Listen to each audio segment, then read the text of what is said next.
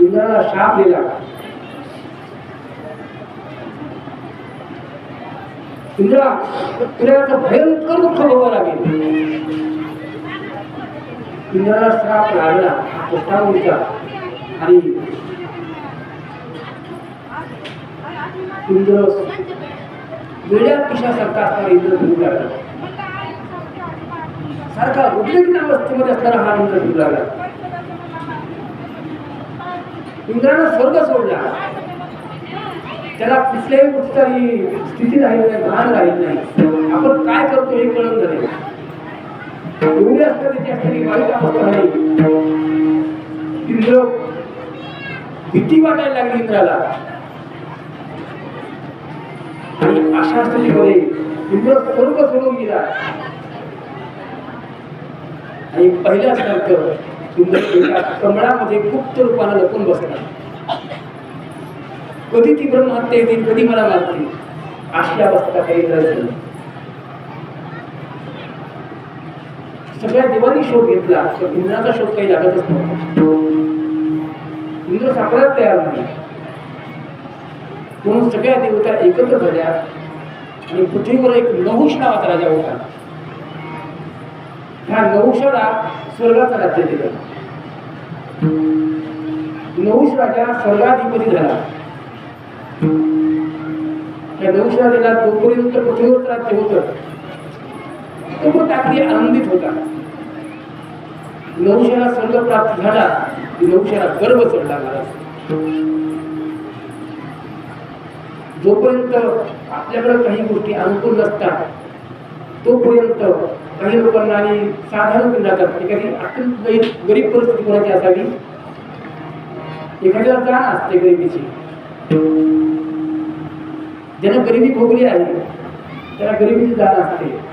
त्याच्याकडे किती जरी संपत्ती आली तरी त्याला त्याचं काही वाटतच नाही. तो नाही बाबा पहिली गरिबी होती, आता आलं म्हणजे काय झालं, सगळ्याच्या गावावर मी चांगलं वागेल.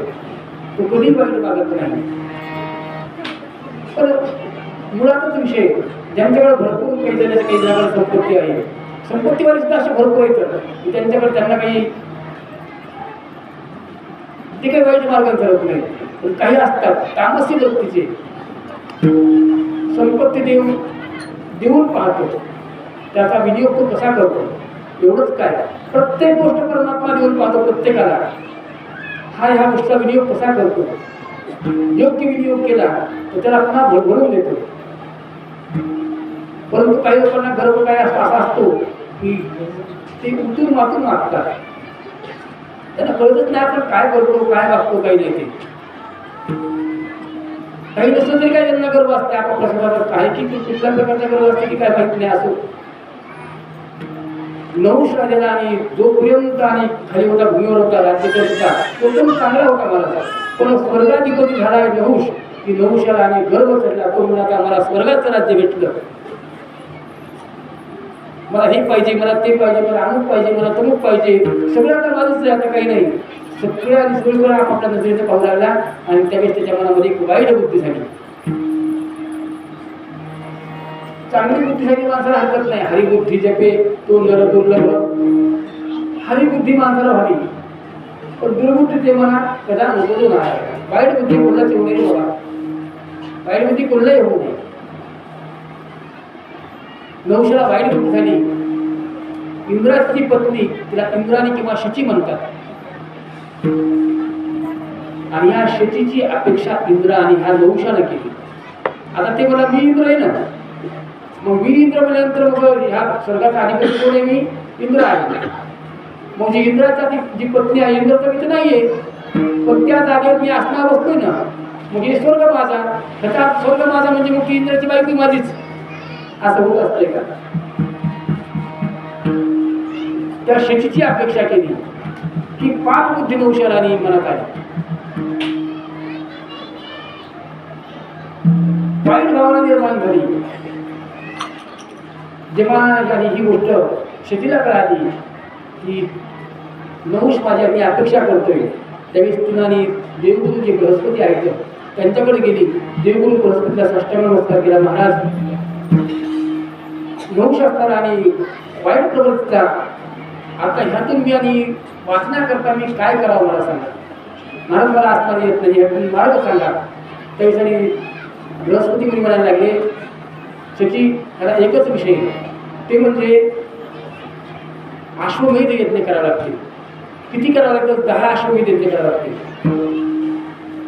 आणि देवीची आराधना करावी लागली. इंद्राच्या पाठीमागे ती ब्रह्महत्या लागली ना, तर ती ब्रह्महत्या ते केल्याशिवाय नष्ट होत नाही आणि इंद्राला स्वस्थानाची प्राप्ती होईल. तिने प्रमाण सांगितलं. मग ती आणि त्यावेळेस म्हणायला लागली, मग असं करा म्हणली, आता यज्ञाची आणि सुरुवातच करायची. यज्ञ करायचं म्हणजे करायचा. मग सगळ्या देवी लोकांनी आणि इंद्रानं आणि अश्वमेध यज्ञ केले होते. त्या जगदंबेची आराधना केली आणि त्याच वेळेस आणि ही पार्वती माता पसंत आली आणि सतीला म्हणते की तुला मी सांगते, तू आता ताबडतोब जा मानसरोवरामध्ये विश्वकर्मा नावाच्या ठिकाणी माझी मूर्ती आहे, त्या ठिकाणी जा, तू माझी तिथं आराधना कर. तिथं मी स्वतः स्वयंभू आहे मानसरोवरामध्ये आणि त्या ठिकाणीच इंद्र कमळामध्ये लपून बसलेला आहे. तो तिथं तुला असताना भेटेल बरं.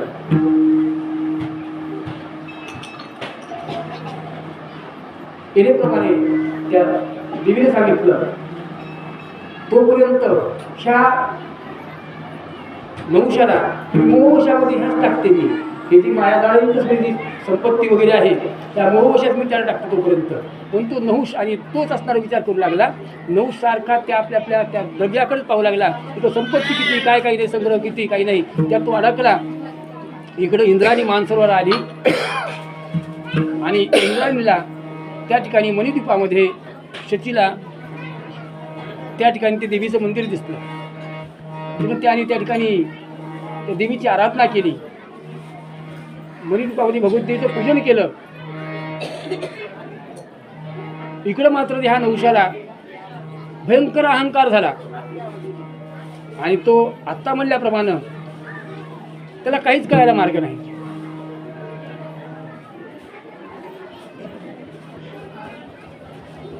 तो नहुष अहंकारानं वागू लागला.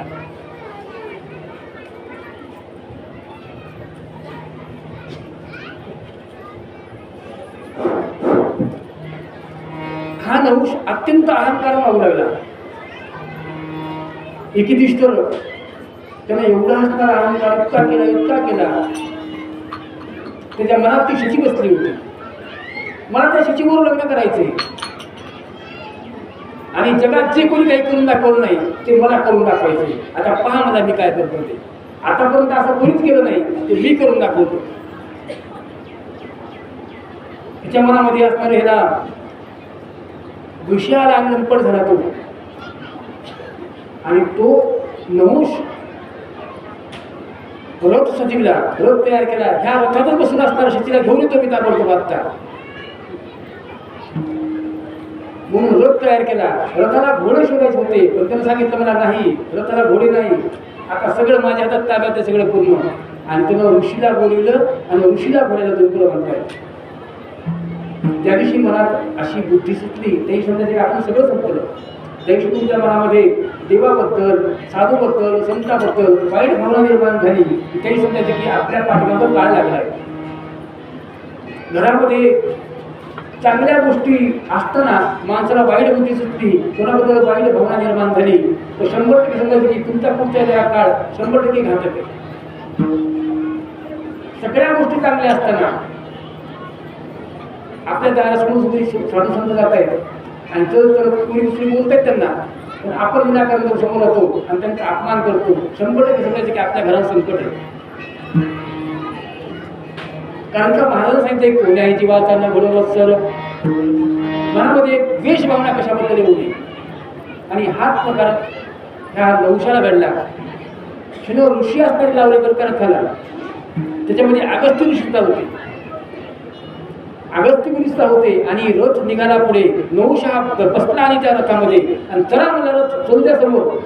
परत ते ऋषी ओळखत आहेत, मला आतापर्यंत विश्वास कोणी केलाय ते मी करून दाखवतो. लग्नाकरता रथ न्यायचा आहे, जे शचीला आणण्याकरता रथ न्यायचा आहे. इतका भयंकर तर असणारा विषय असणारा कोणाकडे असला. इतक्यात त्याने हातात चाबूक काहीतरी घेतला होता म्हणे.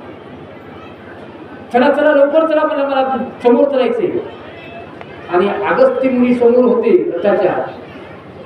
अगस्त्य मुनी तुझा असताना तुझ्या मनात पाप आलं, तुझं पाप तरी किती मला बघायचे. आणि अगस्तीच्या अंगावर ते चालू होतं ना ते असा समोर टाकला. तुम्हाला कळत नाही का मला गडबड आहे, तुम्ही लवकर चला ना. अगस्ती म्हणून एकदम पाठीमागे बघितलं, नवशा तुला एवढा गर्व झाला का स्वर्गाचा आणि तुला राज्य दिल्यामुळं तुला एवढा गर्व झाला? अरे एवढा कसा उन्मत झालास तू? तुला श्राप देतो, भयंकर मोठा हात करून पडशील पृथ्वीवर आणि हजारो वर्ष तर होत असेल, हजारो वर्ष लाखो वर्ष तुला तात्काळ श्राप देतो म्हणजे. आणि हा एवढा मोठा स्वर्गाधिपती नहुष झाला. नहुषाचा आजगर झालं, महाराजांचं पृथ्वीवर पडलं. गोपाल कृष्ण भगवान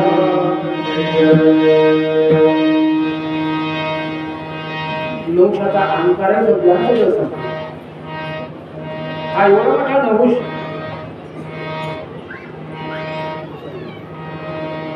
स्वर्गाचं राज्य भेटलेला, त्याला गर्व झाला. म्हणजे सगळा गर्व संपला, सगळं संपलं. ते कशामुळं? उन्मत्तपणा येणे अंगामध्ये, अहंकार येणे. अहंकार तिथं आला तिथं सगळं संपलं सांगायचं. मी अमुक केलं, मी तमुक केलं, मी हे करतो, मी ते करतो, मी काय केलं नाही, मी केलं म्हणजे सगळं व्हायलंय, नाही माझ्याशिवाय काय होतंय का? अरे मी कोण? मी कोण आहे? मी कोणीच नाही. जोपर्यंत मी बनायला नाही तोपर्यंत तुम्ही कोणीच नाही. मी आमच्या ठिकाणी गेलो होतो, महाराज तिथं असताना आमचा कार्यक्रम होता आणि तिथं आणि मला वाटलं की 100 मुली पडते घ्यायची, म्हणून मी असणार त्या ठिकाणी मी आमच्या इतकं दान दिलं आणि माझ्यामुळे ते कार्यक्रम झाला. नाव सोडून बोल असे कित्येक जगामध्ये. आणि डान्स संदर्भात कधी सांगू नये काय दिलं, काय घेतलं, काय घेतलं. इतकं दिलं ते सांगितलं की त्याचा दुर्लक्ष होतो. तू सांगायचं नसते आपण इतकं केलं किती केलं म्हणून. आम्ही लोकांना संदर्भ करायला असतो. आपल्या घडलं तर करायचं, घडत नसेल तर करू नका, काही विषय नाही. पण म्हणायचं नाही की मी केलं म्हणून. केलं की तिथं सगळे नहुषाला इथं स्वर्गात राज्य भेटलं, एवढी संपत्ती आलेली. नहुषाला गर्व झाला. नहुष हा गळून पडला, मोठा साप होऊन होऊन खाली कुठे पडला. सगळ्या देवलोकाला आनंद झाला. आणि आता इंद्राला शोधण्याकरता आणि शची तर गेली होती महाराज. शचीला इंद्र सापडला फक्त एकामुळं, फक्त त्या आदिमाया शक्तीमुळं. आदिमाया शक्तीचा तिने दर्शन केलं, आदिमाया शक्तीवर गेली आणि त्या देवीमुळं इंद्र परत त्या कमळातून बाहेर काढलं देवीनं. आणि यज्ञामुळं, अश्वमेध यज्ञाच्या फळामुळं आणि देवीमुळं त्या शचीला पुन्हा इंद्राची प्राप्त झाली. इंद्रानं गर्व केल्यामुळे त्याला सगळं भोगावं लागलं होतं. इंद्रानं जर ऋषींचा अपमान केला सुद्धा सहज असतं का? ऋषींचा अपमान केल्यामुळं अहो जन्माला जो येतो ना, प्रत्येकाला कर्माचं फळ भोगावंच लागतं, प्रत्येकाला भोगावं लागतं. इंद्रा पडले चंद्रभागा,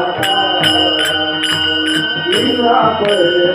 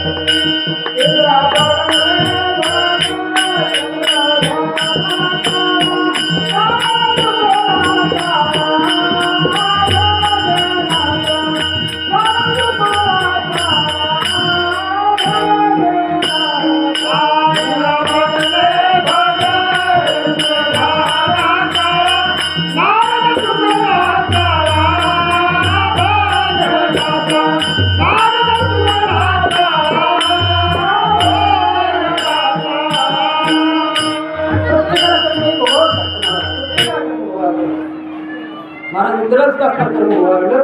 इंद्रा पडले भर चंद्र झाला काळा नारद इंद्रा काळा भजना प्रमाणे जी आणि इंद्राच्या पाठीमागं ब्रह्महत्या लागली होती तिची आली असताना नंतर 5 भाग पडले होतात. 5 भाग म्हणजे एक ब्रह्महत्या वृक्ष नदी पर्वत पृथ्वी आणि स्त्री ठिकाणी असा 5 ठिकाणी त्यांचा स्वरा विभाग झाला. राजा जमीन जी महाराज तुम्ही मला वंशी काळ वर्णन सांगतायत. मला आणखी आहे इच्छा आहे महाराजांनी वंशविस्तार मला सविस्तर सांगा. कारण सर्व राजे जे आतापर्यंत काही बरेच राजे होऊन गेले त्यांनी आणि आई जगदंबेच्या कृपेनेच आणि त्यांच्या जीवनामध्ये कल्याण झालेले आहे त्यांना मोक्ष प्राप्त झाले आहे. ते सर्व आणि देवीचेच उपासक होते असं मी ऐकलंय. महाराज कोण कोण उपासक होते कसे कसे होते त्यांचं विस्तार चरित्र सांगा. त्यासाठी व्यासराजन दृष्टीच्या रागीतून महादेव उत्पन्न झाले ब्रह्मदेव निर्माण झाले. नंतर महादेवाची उपासना केली. ब्रह्मदेवाने सृष्टी केली. प्रथम भृगु वरिची आत्री अंग वसिष्ठ ऋतू पुलस्त्य हे 7 ठिकाणी मानसपुत्र निर्माण केले. ब्रह्मदेवाच्या क्रोधापासून रुद्र मांडीपासून नारद अंकुष्टापासून दक्ष निर्माण झाला. आणखी संघातिक मुनी सुद्धा निर्माण झाली म्हणतात. महाराज ब्रह्मदेवाच्या डाव्या अंत्यापासून एक कन्या निघाली तीच ही दक्षाची विरिणी होय. एवढं तिच्यापासून पुन्हा नारद जन्माला आले आणि सात्विक पाहता ब्रह्मदेवाचा पुत्र त्याला मी नारद पण त्यांना पण सुद्धा नंतर जन्म घ्यावा लागला.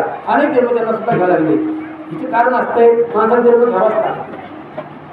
भगवत प्राप्ती करता अनेक जन्म त्यांनी सुद्धा घेतले असताना काय हे कशामुळे घडतं पुनर्जन्म या व्यक्ती आधी महाराज सांगतात. राजन तुला मी सुस्त सांगतो. ब्रह्मदेवाने निर्माण केलेल्या दक्षानं आपल्या पत्नी विरिणीपासून 5000 पुत्र निर्माण केले. त्या ब्रह्मदेवाला प्रजापती असं म्हणतात.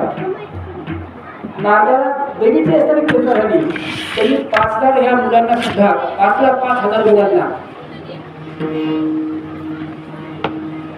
त्यांना ज्या जन्मासाठी घातले ते राहिल्याविषयी बाजूला आणि त्यांना पृथ्वीचं मोजमाप करण्याकरता त्यांनी पाठवलं म्हणतात.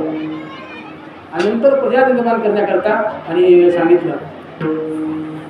त्यामुळे आणि सर्व मुलं असणारी 5,000 निघून गेले. ब्रह्मदेवाने पाहिलं म्हणजे मी आणि 5,000 कुठे निर्माण केले ते घरून निघून गेले पण ती पुन्हा परत आलीच नाही. तर दक्षाला राग आला दक्ष प्रजापती आणि त्यांनी नारदांना शाप दिला. म्हणजे तुम्हाला काय माहिती आहे आमचे पुत्र तुम्ही सगळे नष्ट केले. तुम्ही आम्ही संसाराच्या मार्गाला लागायचं होतं पण तुम्ही आणि दुसऱ्याच मार्गाला लागलो भरपूर आणि खरा मार्ग त्यांचा चुकला. आणि नारदा तुम्हाला काय माहिती जन्म घालणं म्हणजे काय सोपे का ते तुमचं चुकलं बरं काही तुम्हाला सुद्धा आणि गर्भवासास दुःख भोगायला लागेल. देवाला सुद्धा आणि शाप दिला होता ना भृगु ऋषीने शाप दिला होता ना. काय दिला होता शाप? देवा तुम्हाला सुद्धा गर्भवासास दुःख तुम्हाला भोगावं लागेल. संत महात्मे आणि अवतारांनी भगवंत अवतार धारण करतात. संत महात्मे आणि त्यांची सेवा करण्याकरता येत असतात. ज्यावेळी संत जन्माला येत असतात संत म्हणतात की देवा असं करा. एकदा जगद्गुरु तुकाराम महाराज महाराज तुम्हाला जन्माला पुन्हा यायचंय का? तुम्ही यायचंय पण महाराजांचा प्रवास सुखकर व्हावा. तुका म्हणे गर्भवासी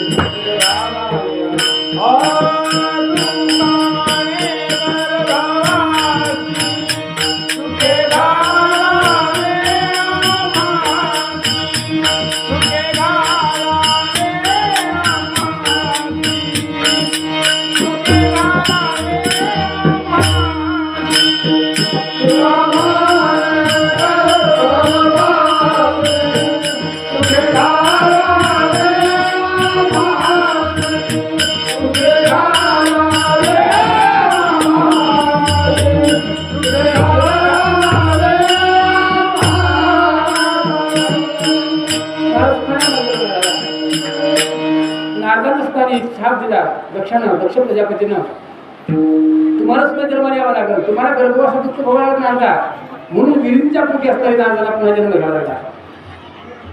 पुढे दक्षाला 60 कन्या झाल्या. त्यापैकी 13 कश्यपाला दिल्या 10 धर्माला दिल्या. चंद्राला 27 भृगुला 2, अष्टदेवीला 4, प्रशासवाला आंगिरसाला ह्यांना 2 दिल्या. पुढे देव आणि दानव हे त्यांचेच पुढे पुत्र पौत्र सगळं सगळं सगळं सगळं आणि झालं बरं का. तेच आणि प्रतापशाली असणारी होऊन ते आपापल्यामध्ये असणारी युद्धपुरामध्ये असतात राजन सूर्यवंशामध्ये आणि धर्मशील नावाचा जे राजाची कथा सांगतो. जी कथा मला पूर्ण नाजारी सांगितली होती ती तुला सांगतो बरं का. शुभ अशा सरस्वती किरावर आणि मी आश्रम बांधत असताना नारद त्या ठिकाणी आले. नारायण नारायण नारायण बोलत असताना नारद आले. नारदाने प्रश्न केला. नारद म्हणे मनोवंश विस्तार जो आहे तुम्हाला सविस्तर सांगा. आणि त्या नारदमुनी सांगतात की त्या समोरचे वैवस्वत म्हणून त्यांच्यापासून इक्ष्वाकू वंश झाला. इक्ष्वाकू वंशामध्ये मुलापैकी 9 पुत्र झाले. त्याला नाभाग, भ्रष्ट, शर्याती, नरिशंत, प्रांशु, नृग, विष्ट, पुरुषव, प्रषद असे 9 पुत्र झाले. इक्ष्वाकू राजाला 100 मुलं झाली. त्यांना विभूष नावाचा ज्येष्ठ पुत्र झाला. नाभागाचा अंबरीश झाला. आणि ह्या अंबरीशामुळं 12 वर्ष आणि सगळ्यांना माहीत झालं. आपण आज घेतो 12 म्हणजे 12. आपला मोकळा शब्द 12. खरा शब्द 12. तिथी 12. एकादशी झाली दुसरी दिवशी असती 12 का 12 नाही का. असो. तिसरा आणि हे झाले सगळ्यांना चरित्र माहिती. दुर्वास मुनी अंबरीश झालेला विषय ते सांगत नाही या ठिकाणी. असो. तिसरा पुत्र शर्याती याला आनंद नावाचा पुत्र झाला. एक सुलक्षणी कन्या झाली आणि त्या मुलीचं नाव होतं सुकन्या. मला ही सुलक्षणी कन्या झाली. शर्यती राजानं ह्या अंध मुलीचा आणि अंध चवर मुलीबरोबर ह्या मुलीचा असणारा विवाह करून दिला. राजाने हे तुला चरित्र सांगतो. शर्यती राजाला एकतर 16,000 स्त्रिया होत्या. त्या स्त्रियापैकी एवढ्या स्त्रियामध्ये फक्त राजाला फक्त एकच संतती झाली आणि ती झाली म्हणजे कन्या. फक्त एकच मुलगी. एवढ्या स्त्रिया असून राजाला अगदी आनंदी झाला की त्याला संतती झाली. 51 संतती झाली ना. अगदी सुखात राजा होता. कन्या ही मोठी मोठी होत होती. आणि एके दिवशी ही म्हणजे सुकन्या आणि सोबत प्रधानाची आणि मुलगी ह्या दोघी जणी महाराज आम्हाला थोडं बाहेर घेऊन यायचं. जा काही हरकत नाही. रोज तुमकुला रथामध्ये ह्या 2 कन्या बसल्या. बाहेर जाणार इतक्यात महाराज म्हणजे शर्यती राजा म्हणजे थांबा मी पण येतो तुमच्यासोबत. तुम्हाला कोणीकडे जायचंय म्हणजे आपलं उपवन आहे. उपवनीकडं घालून पाठीमागून त्या उपवनामध्ये जायचं आम्हाला. चला मी पण सोबत येतो तुमच्यासोबत. माझं पण तिकडे एक काम आहे. म्हणून ही सुकन्या सोबत ती असणारी सखी तिची असणारी सोबत असलेली प्रधानाची मुलगी या दोघी जणी आणि राजा शर्यती हे 3 जण वनामध्ये गेले. उपवनात गेले असताना आणि हा शर्यती राजा त्याने एक आश्रम बघितला आणि ऋषी आणि तो ऋषी त्या ठिकाणी होते. त्या ऋषींना असताना त्या शर्यती राजाने बोलू लागला. त्या आश्रमात अगदी आनंदात असताना ही सुकन्या जी आहे आणि ती सखी तिची ती म्हणजे महाराज आम्ही बरा तिकडे पाहून येतो फिरून येतो. म्हणजे या दोघी जणी असताना तुझ्याच होत्या. अचानक एका ठिकाणी एक वारुळ दिसलं. वारुळामधून काहीतरी चमकतंय असं सुकन्याला वाचलं. सुकन्याने असताना ते पाहिलं. मध्ये काहीतरी चमकतंय. सरासरी वारुळामध्ये काय असते? साप असते नाही का. पण तिला 2 ज्योती चमकत असते दुसऱ्या अशा. तिनं पाहिलं आणि त्या आपल्या सखीला म्हणायला लागली की पहा ना वारुळ दिसते उंच. तर त्या वारुळामध्ये काहीतरी असणार दिसतंय बरं का मला. काय असं चमकत आहे काहीतरी, काजवी की काय पाहायचं काय एकदा, पण काढता कशी येतील बाहेर. थांबली प्रयत्न करते मी असं एक काडी घेतली, तुळशीच पडलेली काडी एक, आणि काडीने असं बाहेर काढायचा प्रयत्न केला. काजवी चमकायत कधी काजवी, ती काढायचा प्रयत्न केला, ते तर काही निघालं नाही, पण बाहेर रक्त यायला लागलं, मधून रक्त बाहेर यायला लागलं. हे रक्त पाहिलं की अरे ती सुकन्या घाबरली एकदम, म्हणजे अरे बापरे काय झालं माझ्याकडनं. सखीला सांगितलं गपचूप बरोबर का, कोण सांगून.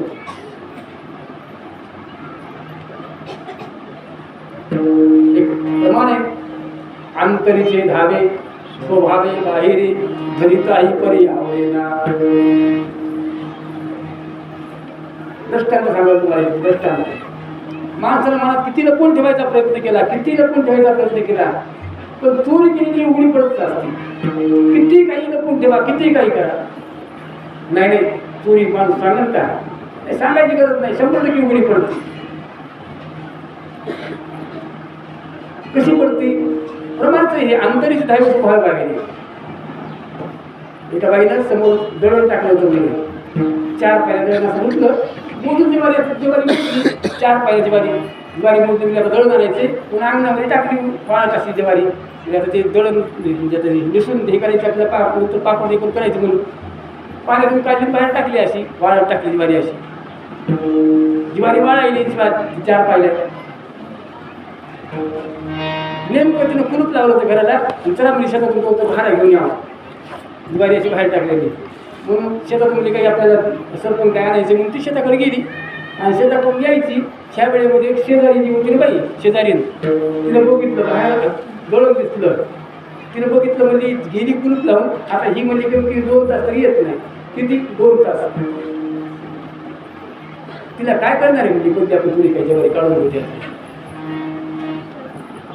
म्हणून हिनं पायलीवर ज्वारी घेतली, पायलीवर जास्त नाही, पायलीवर घेतली, आणि पुन्हा जास्त आपली बरोबर करून ठेवली असेल. राईट, आता काय करणार म्हणजे सगळी सारून बरोबर ठेवली ना.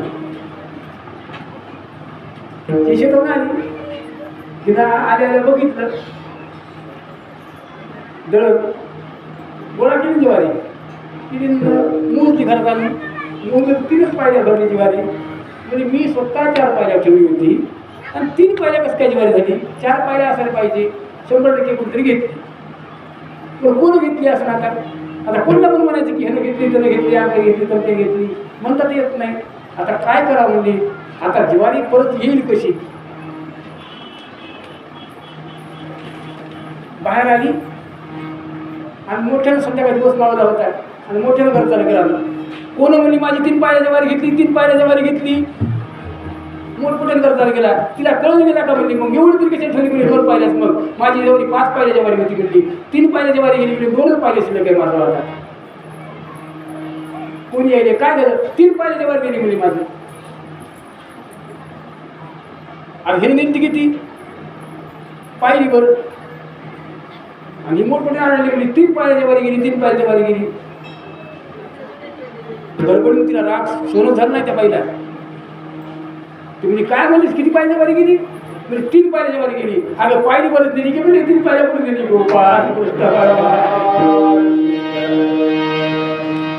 अंतरीचे धावे स्वभावे बाहेर घरी काही परी आवडेना. माझा सांगायची गरजच नाही, काही करा, काही नाही ते असंच विषय झाला की तिला सांगितलं सखी बोलला म्हणून नको, तू अजिबात सांगू नको बरं का म्हणला. चल मी लवकर. घाबरल्या दोघीजणी. ह्या सुकन्या गरगण आणि वडील ज्या ठिकाणी होते त्या ऋषीच्या आश्रमापर्यंत गेले. दोघी नाणी घाबरल्या अवस्थेमध्ये, आणि पुन्हा आम्ही रथात बसल्या. दिवस मावळला, आणि पुन्हा आपापल्या घरी आल्या. घरी आल्यानंतर आणि रात्री झोपच नाही ना, रात्रभराने विचार चक्रामध्ये गुंग. सकाळी पूर्ण नगर ज्यावेळेस जागा व्हायले त्यावेळेस पाहिलं तर काय, सगळेच अंधारी होऊन बसलेले. गावामध्ये कोणत्या दृष्टीच नाही, दिसायलाच तयार नाही. फक्त दिसते ह्या 2 मुली जोड्या. राजा शर्यती सुद्धा गोळी गेली, दृष्टी सगळ्यांचीच गेली. घरातून बाहेर पडायचं कसं? सगळीकडे त्या नगरामध्ये नुसता हाहाकार झाला. म्हणजे अहो सगळेच आंध झाले, म्हणजे सगळेच आंध झाले, पूर्ण नगरच आंधळ झालं. कोणत्या दिसून झाले, काय झाले नेमकं काय माहीत नाही. कोणी कोणाला सांगायचं दुःख? एकाचं पण दुःख सांगा बोलला, सगळं दुसऱ्या वेळेला करायला लागलं. गावच पूर्ण अरे बापरे, म्हणजे काय झालं की काय नाही, की काय संकट आहे काय नाही, की काहीतरी संकट आहे, म्हणजे काहीतरी संकट असल्याशिवाय नसते, काहीतरी आगळीत घटना काहीतरी आहे. आणि मग राजाला वगैरे म्हणायला लागला, कोणतरी दिसायला का, कोणतरी दिसत आहे का? माझ्या डोळे आणले एकतर तिथं बघितलं, हिला डोळे होते आणि ती सखी जी सोबती होती तिला डोळे होते दोघींना. बरोबर ती पळत आली, प्रधानाची मुलगी घरी पळत आली आणि सांगायला लागली, सुकन्या आमच्या वडिलांना सुद्धा डोळे गेले, तुमच्याकडे काय अवस्था आहे? म्हणजे सगळेच आंधळे, जिकडे पाहू तिकडे सगळेजण आंधळे दिसत आहे, कोणाला दिसत नाही, काही नाही. आणि सगळ्यांची दृष्टी गेली, आता करायचं काय? मग गडबड नाही असते सुकन्या आपल्या वडिलांजवळ गेली, की बाबा मीच पाप केलेलं आहे, माझ्या पापामुळं आणि हे सगळा प्रकार घडलाय. मी पाप आणि असं केलंय, मी त्या बारुडामध्ये आणि काळी आधी टाकून तिथीमध्ये वरून रक्त निघालं, बाहेर पडलं. मी ती तुम्हाला सांगितलंच नाही, काय होतं की काही नाही, की असं म्हटलं की राजाला डोळे आले. राजा मला कुठं होती नेमकी गेली तू सांग मला, चल तुझं लवकर जायचं. गडबड रथात ती सखी, राजा शर्यती आणि ही सुकन्या तिकडे रथात बसले आणि त्या ठिकाणी आले ज्या ठिकाणी तिने असणारे हे वारुळ पाहिलं होतं. वारुळा ठिकाणी आले, बघितलं तर काय, आणि त्या ठिकाणी चवन मुनी होते. चवन मुनीचे डोळे असणारे कोणले होते तिनं. चवन मुनी तपश्चर्या करण्याकरता बसले होते. पहिले ऋषीमंडळी असणारी तपश्चर्या करता बसले होते, त्यांच्या अंगावर मरण पारून चढ होते. आणि मग नंतर देव प्रसन्न व्हायचा. इथं तसं व्हायला की काही नाही, की कोणत्याही लगेच पण महिन्याखाली म्हणजे काहीच नाही. आणि आमच्या गावामध्ये म्हणजे एक महाराज निघाले आणि सगळं सांगायचं, भविष्य सांगायचं, त्याला सगळं कळायलं. त्याच्या अंगात म्हणजे देव आला, आमचं झाले, तुम झाले, काय प्रकारे काय नाही, की हाडाचे काळ झाले, सगळे जन्म निघून गेले. देव स्वप्न सुद्धा नाही, संतांच्या नाही, कोणाचेच नाही, कोणा भजन मृदंग किती आतापर्यंत किती कोणी काही नाही, किती कोणी महाराज होते का तुम्हाला? स्वप्न सुद्धा नाही. लोक काही कसं व्हायला की काही नाही, असं सगळ्या खोट्या पुस्तका बाजार झाल्या. खरं राहिलं लपून, सगळीकडे देव राहिला लपून, खरं पाहिलं आणि सोमजार झाले. असो चवन मुनी जास्त डोळे गेले होते आणि चवन मुनी समोर शर्यती राजा गेला. चवन मुनीला साष्टांग नमस्कार केला, महाराज आणि तुम्हाला दुःख देणार दुसरं कोण नाही, ही आमचीच असणारी कन्या आहे, तिनं असणारे डोळे तुमच्या डोळ्याला त्रास दिला, तुमचे डोळे फोडले महाराज, आणि त्याच्यामुळे आमचं नगर पूर्ण आंधळ झाले. आणि ह्यांना काहून त्रास देवा? चवन मुनी तुम्हाला मला काय श्राप द्यायचा तो मला द्या. चवन मुनी म्हणले अजिबात नाही, तुला राजा शर्यती तू तर धार्मिक राजा आहेस, तुला काय म्हणून तुला शाप देऊ? मी तुला शाप देऊ शकत नाही, तुला मी काहीच करू शकत नाही. तुला एकच सांगतो, ज्यानं पाप केलंय त्यालाच भोगावं लागलं. दुसऱ्याला काय म्हणून तुला हे त्रास द्यायचा? पाप मी केलं आणि पुढच्या पिढीला त्रास का होईल, किंवा मागच्या पिढीला का त्रास होईल? पाप तुझ्या कन्येने केले, तुझ्या मुलीनं पाप केले, मग तुझ्या मुलीलाच भोगावं लागेल त्रास. महाराज काय मला त्या श्राप नाही ना, अजिबात नाही. तुझ्या सुकन्येनं असणार हे केलेला विषय.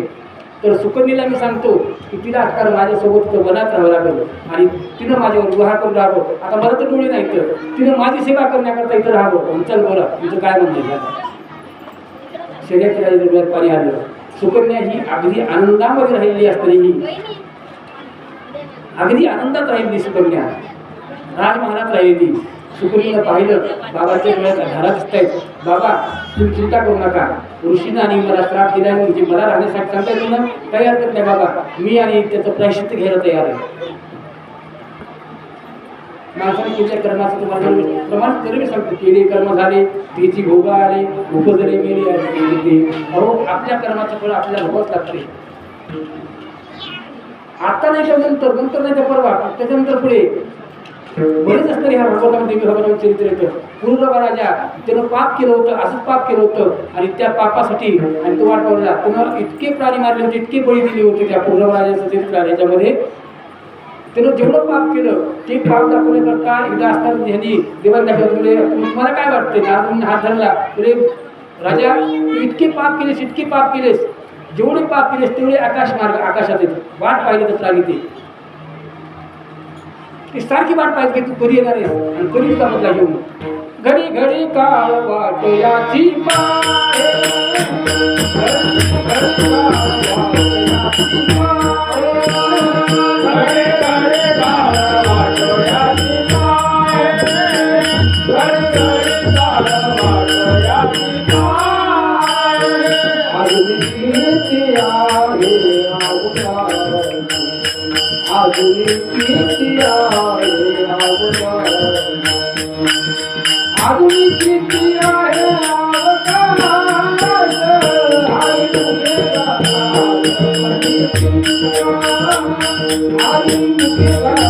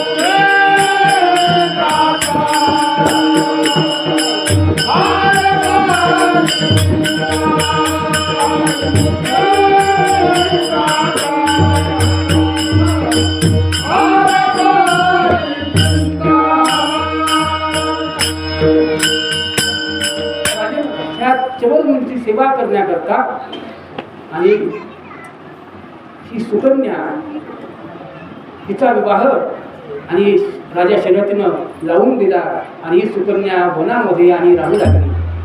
खूप सांगायची इच्छा आहे, भरपूर सांगायची इच्छा आहे, पण टाईमच पुरत नाही. 4:45 वाजले. काय करत राहिला? भरपूर मोठी कथा आहे. पण मला आज समोर वाटलं हरिश्चंद्र राजापर्यंत चरित्र जाईल, नाही ते होतच नाही. तिथपर्यंत जसं यायचा प्रयत्न होईल तसं प्रयत्न करू आपण. शर्यत राजाने सुकन्या आणि महाराज चबरमुनीची सेवा करत असताना अंध चबरमुनी त्यांना काय लागत नाही सांगा. ते आंधळे, त्यांना दिसत नाही. त्यांना पाणी देण्यापासून जेवण खाऊ घालायचे, सगळं करायचे पूर्ण. वनातून आणि लाकडं आणायचं, पेटवायचं, धान्य आणायचे, काय लागत नाही. काय हिलाच एकलाच करायचे, सुकन्याच करायचे. सुकन्या आणि अगदी आनंदात असणार त्या वनामध्ये त्या चबरमुनीची सेवा करू लागली. अशी बरीच वर्ष गेली. हिने सेवा केली. एके दिवशी त्या वनामध्ये अश्विनी कुमार आले. अश्विनी कुमार म्हणजे ज्यांना वनस्पतीची माहिती आहे असे अश्विनी कुमार हे त्या ठिकाणी आले. आणि अश्विनी कुमारांनी त्या सुकन्येला पाहिलं आणि सुकन्येची परीक्षा पाहण्यासाठी सुकन्येला म्हणतात की सुकन्या, या वनामध्ये तू आणि ह्या चबरमुनी बरोबर राहते, हे तर अंध येतं, यांना दिसत नाही, ह्यांचं वय भरपूर, आणि तुला जर पाहिलं असं वाटतंय की आम्ही अश्विनी कुमार आहोत, आमच्याकडे पण आहे, आम्ही किती तरुण आहेत, आम्ही 4 जण आहेत, 4 पैकी तू कोणाबरोबर एका जणावर लग्न कर, तू ह्यांच्याबरोबर काय लागतं त्याच्या मुलीबरोबर, आम्ही तुझ्यावर विवाह करण्यासाठी तयार आहेत. तुझी असणारी इच्छा आमच्यावर असेल विवाह करण्याची 100% असतात. तुला काही दडपण काय असेल तर तरी सांग. त्या सुकन्यानं पाहिलं, सुकन्या म्हणायला लागली, महाराज अश्विनी कुमार साष्टांग नमस्कार केला. ही मुली तुम्ही कोण आहात मला माहित नाही, पण तुमच्याकडे पाहून मी सांगते,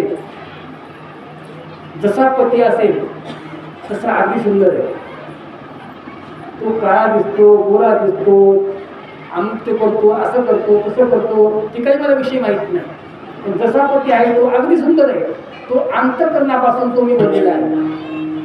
म्हणून जसा असेल तो तो माझा पती आहे आणि मी पतिव्रता आहे. तुम्ही महाराज किती जरी माझं मन विचलित करण्याचा प्रयत्न केला तरी 100% होऊ शकत नाही. आणि मी अंतःकरणास वरल्यामुळं माझा जीव गेला तर 72, तर पतिव्रता धर्म माझा आहे, तो मी सांभाळते.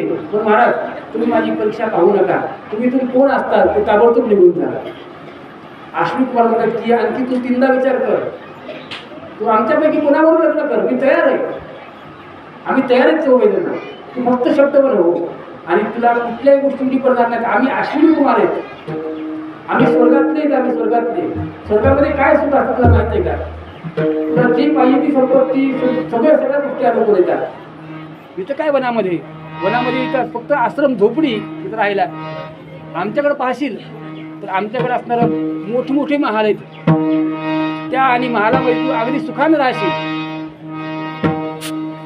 अश्विनी कुमारांचं भाषण ऐकलं आणि तिला इतका भयंकर राग आला त्या सुकन्याला, आणि सुकन्या म्हणायला लागली, महाराज तुम्ही आणि माझी इतकी परीक्षा पाहू नका, इतकी परीक्षा पाहू नका की तुम्हाला मी श्राप देईन. तुम्ही तात्काळ इथून निघून जायचं करा, तुम्ही एक क्षणभर सुद्धा थांबू नका. तेच अश्विनी कुमाराने त्यांनी पाहिलं आणि हिचा असणारा पातिव्रता धर्म पाहिला आणि म्हणले, खरंच धन्य आहेस तू बाई. इथं कुठल्याही गोष्टी आणि काही नसताना वनामध्ये तू अगदी सुखानं आणि ह्या चवरमुनीवर आणि राहते. खरंच तू खरंच पतिव्रता धर्माने पाळले आतापर्यंत, खरंच तू धन्य आहेस बरं का.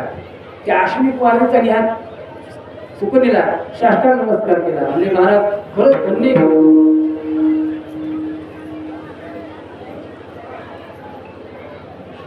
आणि अश्विनी कुमार सांगताय, सुकन्या तू असणार मी आता सांगतो का मी तुला, चल आश्रमापर्यंत. ज्या ठिकाणी चवरमुनी होते त्या ठिकाणी अश्विनी कुमार आले आणि त्यांनी काही वनस्पती आणि दिल्या आणि त्यांनी सांगितलं की मुली ह्या वनस्पत्याचं आणि सगळं मिश्रण करायचं आणि हे मिश्रण पूर्ण आणि एका ह्याच्यामध्ये घ्यायचं, पाण्यामध्ये घ्यायचं, त्याचा रस तयार करायचा, त्याचा रस आणि पूर्ण त्याच्या अंगाला लावायचा, कोणाच्या चवरमुनीच्या पूर्ण शरीराला पण लेप द्यायचा आणि त्यांच्या शरीराला पण लेप द्यानंतर त्यांचे अंग काय तर सतेज होईल. पण जे डोळे असतात त्यांचे अंग झाले येतं त्यांना डोळे सुद्धा पुन्हा मिळतील. सुकन्या हे करते, आम्ही अश्विनी कुमार आहोत. आणि त्यांनी तो रस जे आहे वनस्पती रस त्यांनी सांगितला, तो रस त्या सुकन्याने घेतला त्यांना आणि ते रसामध्ये आणि ते लेप दिला पूर्ण आणि त्यांच्या चेहऱ्याला पूर्ण ते लेप दिला, सगळं लावला. चवरमुनी पाहत आहेत आणि चवरमुनीला आणि सतेज रूप प्राप्त झालं, त्यांना दिव्य असणारे डोळे असणारे पुन्हा परत प्राप्त झाले. अश्विनी कुमार त्यांनी पाहिलं, अश्विनी कुमारला साष्टांग नमस्कार केला. म्हणलं म्हणजे महाराज तुमच्या आधी अश्विनी कुमार तुम्हाला तुमच्यामुळं मला असणारी नेत्र प्राप्त झाली, दिव्य शरीर प्राप्त झालं, मला तारुण्य पुन्हा प्राप्त झालं. महाराज तुमचे उपकार करू का? अश्विनी कुमार तुमची काय इच्छा आहे सांगा, आमच्याकडून तुमची काय अपेक्षा आहे? अश्विनी कुमार सांगितलं म्हणजे आमची अपेक्षा एकच आहे, म्हणजे आतापर्यंत यज्ञ याग वगैरे होतात पण कुठल्याच यज्ञामध्ये आणि आम्हाला काहीच मिळत नाही, भागच मिळत नाही, आम्हाला कुठल्याच गोष्टी आम्हाला भाग मिळत नाही. त्याकरता आमची इच्छा मिळते, एकच इच्छा आहे की आम्हाला प्रत्येक यज्ञामध्ये आम्हाला अधिकार मिळावा, अधिकार दाखवावा, आम्हाला काहीतरी मिळावं त्या यज्ञामध्ये. महाराज आमची अपेक्षा आहे तुम्ही आता यज्ञामध्ये आम्हाला जागा द्यावी.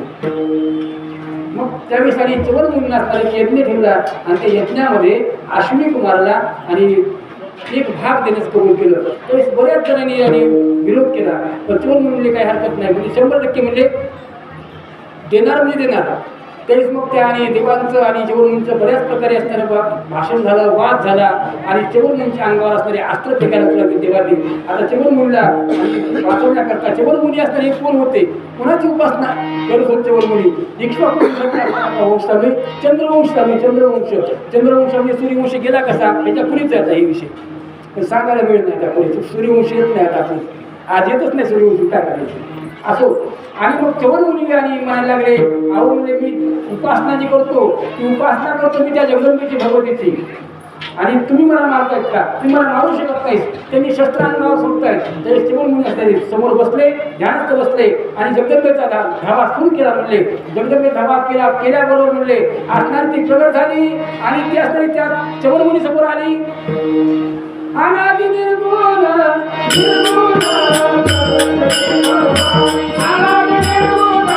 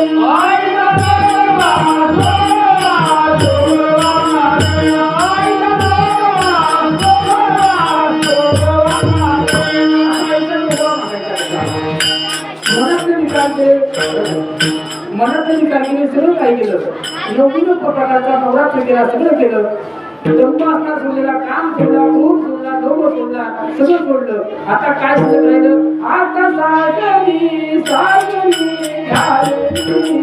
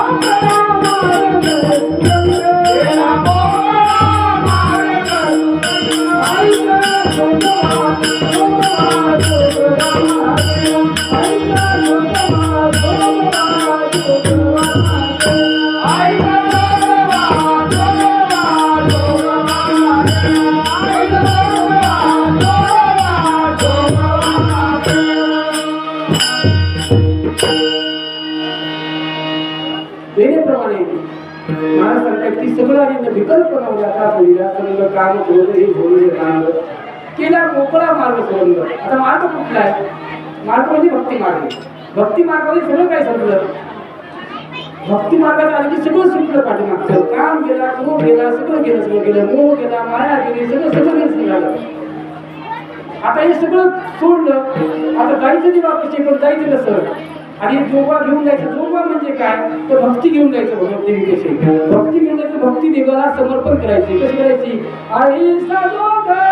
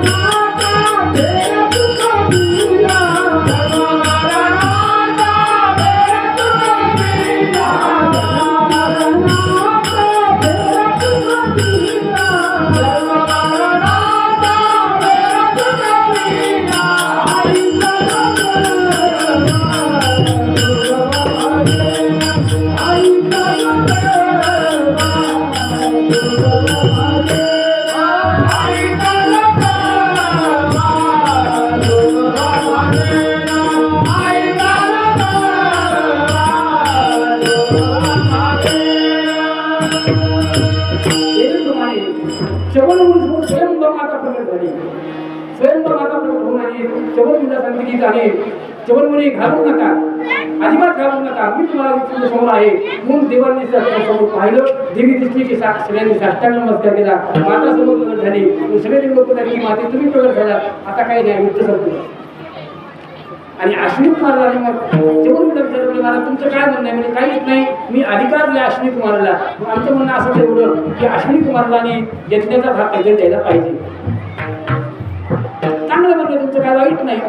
अहो दान देत असताना आणि आपल्या हातून कुठलं दान आपण करायला चांगल्या गोष्टीवरचं दान होत असेल हरकतच नाही ना. चांगल्या सत्कारणासाठी सद्भक्तीसाठी आपण जर करत असेल तर हरकतच नाही ना. मग त्याने यज्ञाच्या भटाला अनुमती मिळाली महाराज. आणि त्यावेळेसपासून आणि यज्ञामध्ये अश्विनी कुमारला भाग घेतला. अगदी आनंद झाला. राजन ह्या वंशामध्ये बरेच राजे होऊन गेले. चंद्रवंशामध्ये पुन्हा सूर्यवंश आला. राजा धार्मिक निर्मोही राजाचा असणार सांगितलं. पुढे शशाक नावाचा झाला. शशाक पुढे धार्मिक झाला. आणि ह्या शशाकाच्या हातातून एकदा श्राद्धाचा घात झाल्यामुळं त्याला दुःख व्हावं लागलं. अनेक असणारे राजे होऊन गेले. आता 4 वाजता काय सांगतो मला? काही बघ 3 चक्कर 4 वाजले.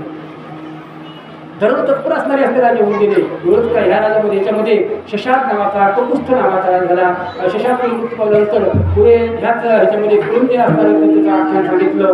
कुरुंदे होऊन गेला. त्यानंतर आणि बरेच असणारे राजे ह्या ठिकाणी होऊन गेले. राजा ककुस्थाना पुढे आणि पुत्र झाला. त्याला जितके पुत्र आहेत त्यांचे सगळ्यांचे नाव ककुस्थ. हे सुद्धा आणि जगदंबेचे उपासक होते. ह्याच वंशामध्ये विश्वशृंगी नावाचा राजा झाला. ह्याच राजाला पुढे यवनाश्व नावाचा राजा झाला. आणि यवनाश्व राजाला आणि स्त्रीपासून नाही तर स्वतःपासून एक संतती निर्माण झाली. यवनाश्व राजाला विश्वातलं पहिलं ठिकाण असेल की माणसाला लेखून जन्म झाला. वर्ष 2 वर्षाला त्यांनी सांगत असतो माणसापोटी जन्माला आला. स्त्रीपासून नाही, स्त्रीच्या गर्भातून नाही, माणसाचं पोट फाडून बाहेर पडला. यवनाश्व राजाला असणारा पुत्र झाला. यवनाश्व फार मोठं चरित्र पण तरी 2च मिनिटात तुम्हाला चरित्र सांगतात. 2 मिनिटात 4 ला 5 मिनिटं मी तर 5 मिनिटात चरित्र होतं. यवनाश्व राजाला बऱ्याच स्त्रिया होत्या पण संततीच नव्हती. बरेच वर्ष असणारे त्यांनी खूप ठिकाणी दाखवलं पण होतच नाही. मग यवनाश्व राजाला आम्ही काही सांगितलं एकच एक कार्य म्हणजे यवनाश्व राजाला सांगितलं. म्हणजे यवनाश्व राजा म्हणायला लागले यवनाश्व राजाला सांगितलं म्हणजे एकच करायला लागते कार्य. हे कार्य म्हणजे असं करावं लागते, तुला समृद्धी होण्यासाठी तुला एक विष्टी नामक यज्ञ करावा लागतो. तो विष्टी नामक यज्ञ जर केला तर 100% तुला आणि संपत्ती प्राप्त होते. महाराज विष्टी करायची म्हणजे कशी करायची, म्हणजे 4 वेदाचे ब्राह्मण बोलून घ्यायचे, तो यज्ञ असा असा प्रकारे करायचा सविस्तर सांगितलं. यवनाश्वराजी म्हणला काय हरकत नाही महाराज, मी तयार आहे यज्ञाला. म्हणून गावाच्या बाहेर मंडप दिला असा दूर, आणि तो यज्ञ करायला ठरवलं. तो विष्टी नामक यज्ञ सुरू केला. गावाच्या फार दूर असणार तो यज्ञ होता. रात्री आणि यज्ञ झाल्यानंतर विश्रांती करता राजा मला इकडे जातात, घरी जाण्यापेक्षा इथंच आणि विश्रांती घ्यावी म्हणून राजा सुद्धा यवनाश्वराजा तिथंच थांबला. भर रात्री राजाला अचानक तहान लागली, आणि तहान लागली म्हणून पाणी पिण्याकरता राजा इकडे तिकडे पाहू लागला. बहुतेक तुला पाणीच करून दिसायला तयार नाही. आता पाणी प्यायची तहान तर लागली, काय करावं महाराज, पाणी कुणी दिसायला तयार नाही. तो कुणीकडे पाहिलाय, आता विचारायचं कोणा तरी, कोणला विचार जमल्या म्हणलं. आपण पाहता तिच्या लक्षात आलं, आपण मला ती कळशी भरून ठेवली ना यज्ञाच्या ठिकाणी, आपण चौरंगावर कळशी भरून ठेवली, त्यावर ती देवता आवाहन करून ठेवलेली आहे. त्या कळशीत पाणी भरपूर आहे ना, चला आपण ते पाणी पिऊन घेऊ. मग त्याला काय केलं, ती कळशी ठेवली होती, पाणी ठेवलं होतं यज्ञाच्या त्यासमोर ते कुंभ ठेवलेला. त्या कुंभातलं पाणी दिलं असल्या महाराज पिलं राजानं, आणि पुन्हा जाऊन झोपला. हा यवनाश्वराचा. सकाळी उठले की रात्री, आणि राजानं सांगितलं घडलेली हक्क सांगितली ऋषीमंडळीला. तुम्हाला काय सांगा महाराज, काल देवी आपण स्थापन केली होती, देवता स्थापन केल्या, पण रात्री काय झालं म्हणले महाराज, मला फार तहान लागली, मी पाहू लागलो, पण माझ्याकडे चुकी झाली बरं का महाराज. काय झालं महाराज, तहान लागली होती, पाणी पाहून पाणी मला काही भेटलं नाही, त्यामुळं काय केलं मी, त्या कळशीमध्ये जे पाणी ठेवलं होतं ना त्यातलं पाणी महाराज मी पिलं बरं का. ऋषीने डोक्याला हात लावला कपाळाला. म्हणजे राजा काय केलं अरे ते जे त्या कळशीतलं पाणी ठेवलं होतं ना, अरे ते ज्या पत्नीला द्यायचं होतं ते पाणी जर पिलं तर तिला असणारा पुत्र कन्या काही होऊ जा, पण संतती पुढे त्याला होणार होती त्या स्त्रीला. आणि तू पाणी पिऊन घेतलंस, काहीतरी आघाडीतच घडतं गेली. अरे बापरे, ऋषीनं आणि ते संकल्प पूर्ण केला, यज्ञ थांबवला, ऋषी निघून गेले. आणि राजाला दिवस राहिले. राजाच्या पत्नीला नाही, राजाला दिवस राहिले. आणि बघता राजाला दिवस राहिले, आणि राजाला 9 महिने पूर्ण झाले. पूर्ण राजा चिंताग्रस्त झाला. आता राजा बरोबर झाला. राजा ते म्हणलं आता काय अवघड म्हणला, आता मला समजत ती कशी काय होती काय माहिती. आणि राजाचं पोट फाडून एक पुत्र बाहेर पडला. राजा मरता वाचला. गोपाळ त्या काळातलं पहिलं सिद्ध माणसाचं, आणि माणसापोटी जन्म घेतला राजा यवनाश्वर महाराज. आता जे बाहेर आहे ना टीव्हीला बघायला होते ते, आणि हे आता नवीनच आम्ही बघायला होतो. नवीन नाही, पहिल्या काळापासून चालू होतं हे. मागे टीव्हीला पिक्चर आला होता, त्या दाखवले ते मुलगा म्हणजे माणसालाच मुलगा घडला. हे टीव्हीला दाखवले कोणता पिक्चर तिथे, त्याच्यावर दाखवलं माणसा पुत्र जन्माला आला म्हणून. अहो हे आता तुम्ही तयार केले, पण हे पहिल्याच ग्रंथामध्ये पहिलेच वर्ग त्याच्यामध्ये त्या काळात घडली घटना आहे. यवनाश्व नावाचा राजा, त्याला आणि पोट फोडून उदर फोडून तो पुत्र बाहेर पडला. त्यावेळेस मुलगा झाला खरा, पण ह्याला आता खरं आई असली तर तुला पाजवी. आता ह्याला आईच नाही ना, ह्याला कोण पाजवी. सगळे चिंताग्रस्त होते. त्यावेळेस इंद्र आला, आणि इंद्रानं काय केलं म्हणजे त्याच्या तोंडामध्ये करंगळी घातली अशी, आणि इंद्र म्हणला मान धास्यती. इंद्र काय म्हणला, मान धास्यती, तो मला पिल. आणि त्यानं काय केलं म्हणजे कामधेनुचं दूध त्या ठिकाणी त्या मुलाला पाठविलं. आणि तो राजा म्हणजे कोण, यवनाश्वाच्या पोटी जन्माला आला तो म्हणजे राजा मानधाता. मानधास्यती, तो मला पीर म्हणून जो जन्माला आला त्याचं नाव पुढे मानधाता. ह्या मानधाता राजा वंशामध्ये असे बरेच राजे गेले, होऊन गेले, बरेच राजे होऊन गेले. सगळे भगवतीचे उपासक होते, सगळे भगवतीचे उपासक होते. अनेक राजे होऊन गेले. ह्याच वंशामध्ये पुढे त्रिशंकू ह्याच वंशातून गेला. पुढे हरिश्चंद्र ह्याच वंशात गेला. ह्याच वंशामध्ये सगळे असणारे राजे, बरेच राजे असणारे होऊन गेले. अनेक राजे होऊन गेले. वेळेप्रमाणे ह्या व्यास महर्षी जन्मी झालेल्या चरित्रांचे राजे अनेक चरित्र. आज पाहता पाहता कथेला किती झाले? 8 दिवस झाले का? आज 8 दिवस झाले. उद्या 9 दिवस होत आहेत. 9 दिवस होते उद्या कथा संपली. बरोबर. कथा फक्त उद्याचे दिवस आहे. कथा फक्त उद्याचे दिवस आहे. बरोबर. उद्या ग्रंथ सांगता आहे. ग्रंथ सांगता दुपारी 1 ते 4 होणार आहे. यात वेळ बदल होणार नाही. दुपारी बरोबर 1 ला चालू, 4 ला समाप्ती. 4थ्या दिवसाचं चरित्र राहिलं होतं. घ्यायचं असतं दरवर्षी. आपण चरित्र घेत नाही 4थ्या दिवशी. का? कारण त्या शेवटच्या दिवशी चरित्र देवीचं जे आहे, जे की विजयादशमी म्हणजे दसऱ्या दिवशी आणि कोल्हा मारलं आणि कशामुळे उत्सव करायचा, ते उत्सवात निमित्त कारण काय आणि त्याचं जे चरित्र आहे ते आपल्याला उद्या चरित्र ऐकायचं आहे. म्हणजे उद्या अर्थात याचा अर्थ असा की उद्या महिषासुराचं चरित्र जे आहे ती उद्या आपल्याला चरित्र ऐकायचं आहे. उद्याची कथा म्हणजे उद्या 3:30 पर्यंत कथा होईल. महिषासुरवधाची कथा, घ्यायची कथा उद्या पूर्ण. त्यानंतर 3:30 वाजता ग्रंथाची पूजा ऐकलं आहे. 4 वाजता आज दिवशी सांगत आहे. उद्याचा क्रम असा आहे. उद्या पोथीची सांगत आहे. म्हणून सगळ्या म्हणजे सूचना उद्या ग्रंथाला उद्या दिवसभर परवा दिवशी पोथी नाही. दसऱ्या दिवशी पोथी आपल्या दररोज नसते. उद्या ग्रंथाला त्या दिवशी सांगत आहे. असं वेळेप्रमाणे ज्या समस्या चरित्र सांगतायत. अनेक राजे होऊन गेले. हरिश्चंद्र राजा सुद्धा ह्या निमित्ताचा उपासक होता. पण काही आपल्या कर्मामुळं त्याला आणि त्याचं प्रायश्चित्त फळ व्हावं लागलं. आणि विश्वामित्रांनी त्याची परीक्षा खूप पाहिली होती. ह्या हरिश्चंद्र राजाने विश्वामित्रांनी स्वप्नामध्ये आणि राज्यदान दिलं होतं. स्वप्नामध्ये. आणि ते राज्यदान घेण्याकरता विश्वामित्र निघाले होते. सगळ्यांना माहिती विषय सांगायचा विषय नाही. चला आम्हाला चला समाचार वाटले. चला मुंबई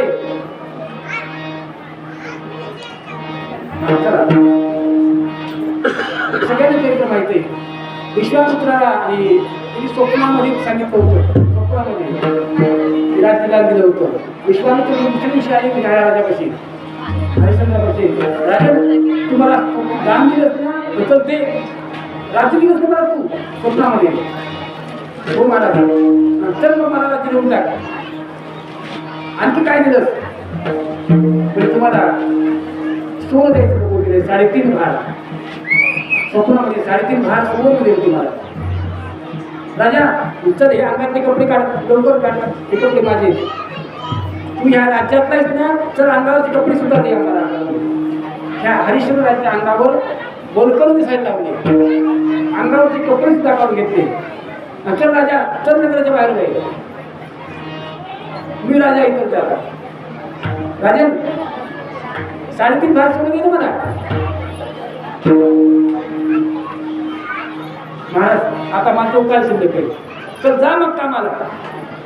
कुठेही जा पण कमवून आण. मला माझं 3.5 भार सोडून दे. विश्वामित्र मुनी मागं लागले. हात धुवून मागं लागले. राजानं सुद्धा सत्य परीक्षा पाहिली. राजानं सुद्धा आणि सत्य परीक्षेमध्ये आणि हरिश्चंद्र राजानं 3.5 भार सुवर्ण महाराज विश्वामित्रांनी पूर्ण वेदीत असणारा चरित्र आहे. ह्याच वंशामध्ये सूर्यवंशामध्ये चंद्रवंशामध्ये सूर्यवंश कसा असा वेणीप्रमाणे सांगितलं. असं उद्या ग्रंथ सांगत आहे. वेणीप्रमाणे चरित्र संपूर्ण उद्याची कथा ऐकून उद्याची ग्रंथ सांगत आहे. जेणेप्रमाणे सांगितलं झालेली सेवा साधू संतांच्या जगदंबेच्या चरणावर समर्पण.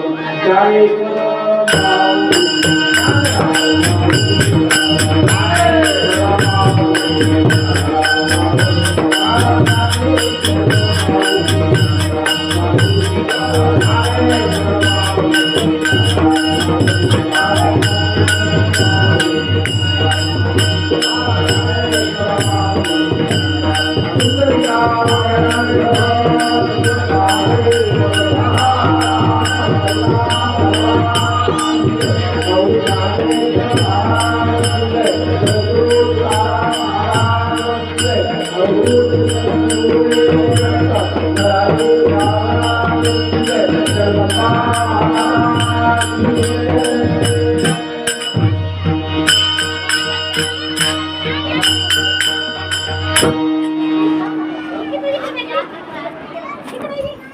Gracias.